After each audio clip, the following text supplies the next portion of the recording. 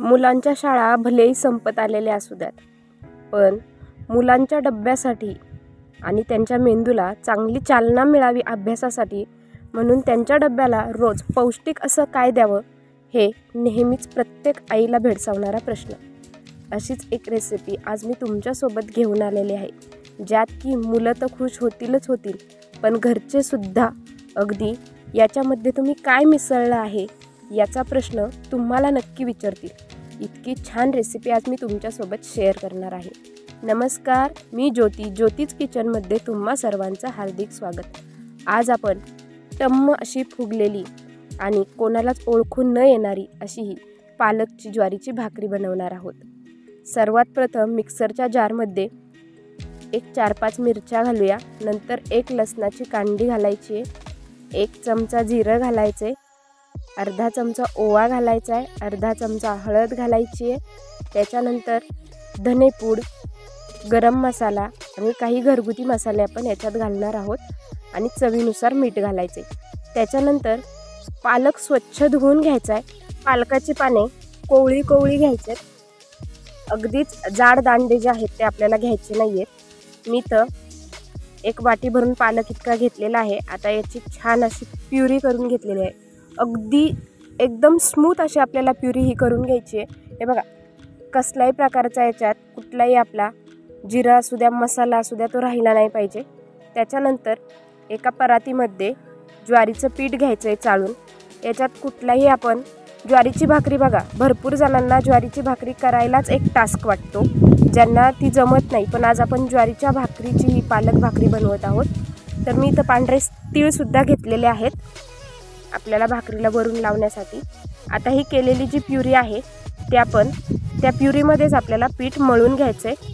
हे बघा, घालताना मीठ जरा कमी घालायचं आहे, कारण भाकरी बनवतोय आपण, त्यामुळे मिठाचा काही एवढा जास्त त्याच्यात वापर करायचा नाही आहे, कारण याच्यात आपण सगळंच पौष्टिक असं मुलांसाठी वापरत आहोत. छान प्रकारे पीठ मळून घ्यायचं आहे. तुम्ही जेवढं जास्त पीठ मळाल तेवढं तुम्हाला ही भाकरी थापण्यासाठी सोपी होऊन जाते. अगदी अलगद ती तयार होते. तुम्ही बघू शकता अगदी व्यवस्थित गोळा तयार झालेला आहे. आता आपण याची भाकरी थापून घेऊया. तुम्ही बघू शकताल कसलीच भाकरी ही थापताना आपल्याला काहीच त्रास होत नाही, जर तुम्ही ती अगदी व्यवस्थित रीतीने थापली. पीठ जेवढं तुम्ही मळून घेणार तेवढं ही भाकरी थापायला सोपी जाते. आता याच्यावरून थोडे हे पांढरे तीळ लावून घ्यायचे. दिसायलाही छान दिसतं, ॲट्रॅक्टिव्ह वाटतं आणि पांढरे तीळसुद्धा आपल्या शरीरासाठी नेहमीच पौष्टिक ठरतात. त्याच्यामध्ये भरपूर प्रमाणात तेलाचं प्रमाण असतं. आता ही भाकरी तव्यामध्ये टाकून तिला व्यवस्थित रीतीने पाणी लावून घेतलेलं आहे आणि पाणी लावल्यावर सुद्धा हे पांढरे तीळ थोडेसे वरून लावून घ्यायचे. आता भाकरीला पलटी मारायची आहे.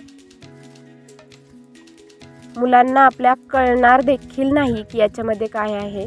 तुम्ही बघू शकता टम्म फुगलेली ही भाकरी आपली ज्वारीची, ती सुद्धा पालकची तयार आहे. मस्त अशी सगळीकडून व्यवस्थित भाजून घ्यायची आहे. आता काढून घेऊया हिला. तुम्ही बघू शकताल किती सुंदर, मस्त, मऊ, लुसलुशीत ही ज्वारीची आपली पालकची भाकरी तयार झालेली आहे. एकदा बनवली तर 1000 वेळा ही अशी भाकरी तुम्ही नक्की बनवणार आणि मुलांना खायला देणार. तुमची मुले ही पालक खात नसतील तर अशी भाकरी तुमच्याकडे करण्यासाठी पुन्हा डिमांड मात्र नक्की करणार. आता ही भाकरी तुम्ही दह्यासोबत मुलांना टिफिनला द्या. तुम्हाला एक तुकडा देखील ते टिफिनमधून घेऊन येणार नाहीत माघारी. आता मी माझ्या मुलासाठी ही तेच देत आहे, दही आणि ही मस्त अशी पालकची भाकरी. तर तयार आहे छानशी अशी आपली रेसिपी. तर रेसिपी कशी वाटली, पौष्टिक, हेल्दी, मला कमेंट करून सांगायला विसरू नका. आणि आवडली असेल तर जास्तीत जास्त लाईक, शेअर आणि सबस्क्राईब करायलाही विसरू नका. तोपर्यंत धन्यवाद.